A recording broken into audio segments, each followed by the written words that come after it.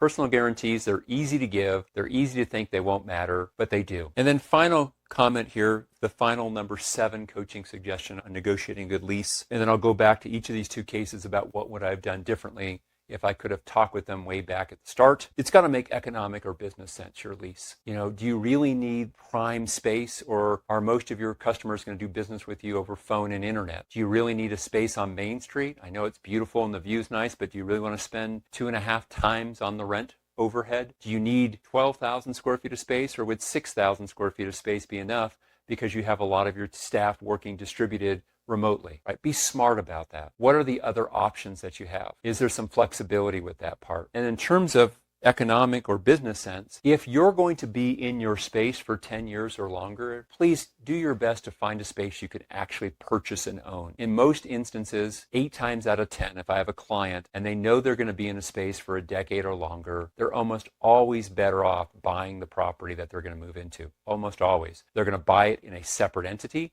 They're going to have an arm's length lease to the tenant of their active company, but they're almost always better off that way. Why? Because they're going to be building equity in that building. And I can't tell you the number of clients who've later said to me, David, I'm so glad I bought this building 14 years ago. I'm so glad 26 years ago we bought this building. And they've made millions of dollars on the building outside of their company, and they've built a multi-million-dollar enterprise in the business itself.